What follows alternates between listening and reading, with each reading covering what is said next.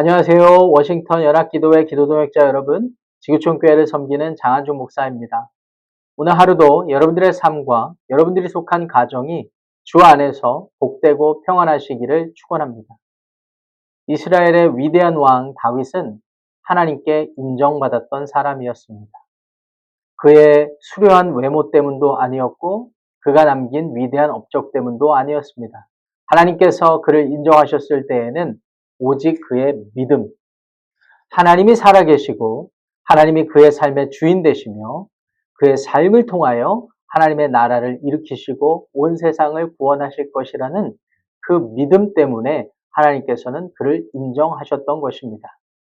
그래서 사무엘하 7장에 보시면 하나님께서 다윗에게 엄청난 약속을 해주십니다. 그의 아들, 그의 후손들이 끊임없이 이어질 것이며 그의 왕위는 영원할 것이라는 약속 말입니다. 하나님께서는 언약을 세워주셨습니다. 그 언약을 받은 다윗도 다른 인간들과 다름없이 육체의 쇠약함을 경험했고 결국 죽음을 맞이하게 되었습니다. 열왕기상 1장에 가보시면 그런 쇠약한 다윗을 소개하는 대목이 나오죠. 그리고 이어서 그의 아들 솔로몬이 왕위를 이어받아 하나님께 성전도 봉헌하고 또 많은 일들을 하는 장면들이 열왕기상에 쭉 소개되어 가고 있습니다. 그런데 뼈아픈 실책 때문에 하나님 앞에 범죄한 이유 때문에 이스라엘 왕위가 계속해서 이어지지는 않았던 것이 열왕기 상하의 역사이기도 하죠. 오늘 이 아침에 저와 여러분들은 한 가지 솔로몬이 왕위에 오르기 전에 한 가지 사건에 주목해 보기를 원합니다. 솔로몬이 왕위에 오르기 이전에 솔로몬의 네 번째 아들이었던 아도니아가 왕위를 얻고자 했습니다. 1장에 자세히 소개되어 있는데요. 배경은 이렇습니다. 다윗의 첫째 아들 암논, 다말, 압살롬의 누이 다말을 취하여서 죽게 되는 그 암논이 있었는데 죽음을 당하니까 왕위를 이을 수가 없었습니다. 둘째 아들은 길르압이라 이름하는 사람이었는데 그 사람은 성경의 기록에 그렇게 희박합니다. 그래서 많은 성경학자들과 성경적 기록에 따르면 어린 시절에 죽지 않았을까를 생각하게 됩니다. 셋째 아들은 여러분 잘 아시는 압살롬이었습니다. 그렇기 때문에 다윗을 반역하여서 죽음을 면할 수 없게 되었고 그 다음 왕이 아도니아였습니다. 결국 다윗의 말년에는 순서대로 하면 아도니아가 그 왕위를 이어갈 수 있었던 것이죠. 그런데 그 순서를 따르면 아도니아가 왕이 될 것이라는 사실 때문에 아마 아도니아가 건넘었던 것 같습니다. 그래서 열왕기상 1장 5절 말씀을 보면 아도니아가 스스로 높였다라고 기록되어 있고요. 그 다음 구절에 내가 왕이 되리라 라고 말씀을 남기고 있습니다. 그래서 그때부터 호위병도 모집하고 호위병도 데리고 다니며 사람들을 모으고 다녔습니다.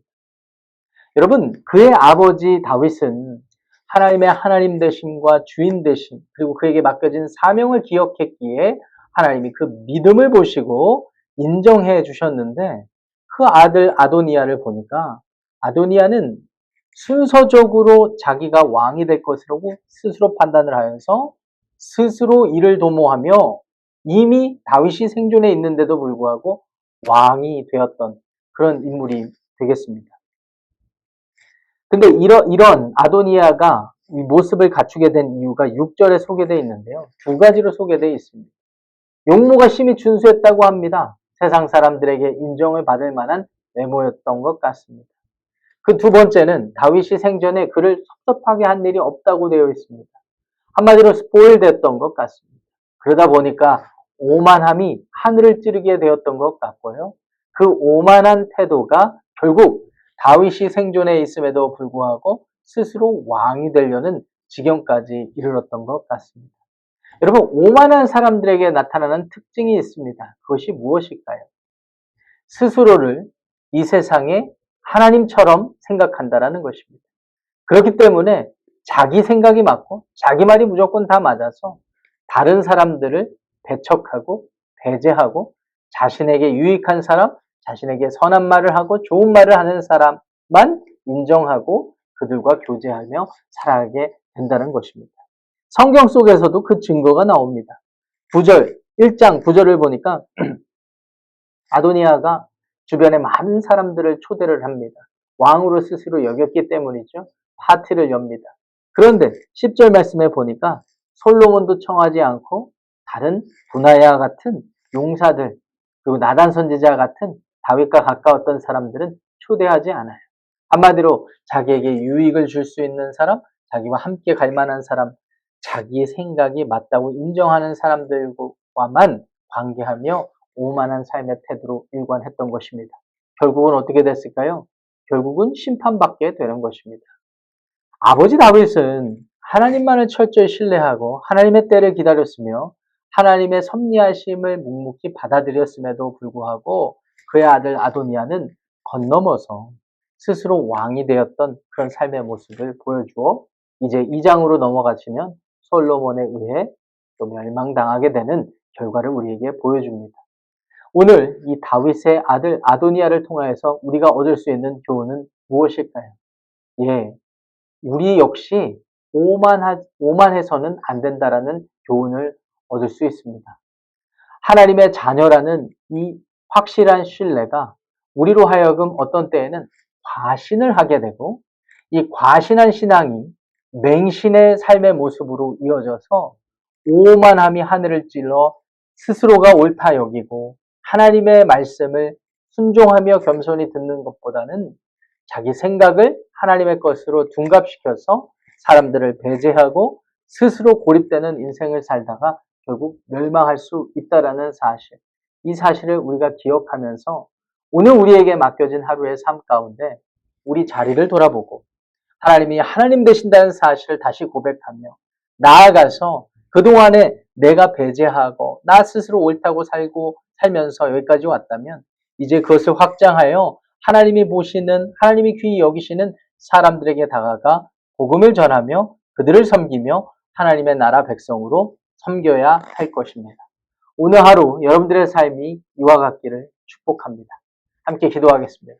하나님, 다윗은 겸손한 마음으로 하나님 앞에 순종하여 하나님께 인정받았으나 그의 아들 아도니아는 그렇지 못했던 것을 우리가 생각해 보았습니다. 하나님, 우리 역시 오늘 우리의 삶 가운데 그와 같은 오만한 삶의 태도가 있지는 않은지 돌아봅니다.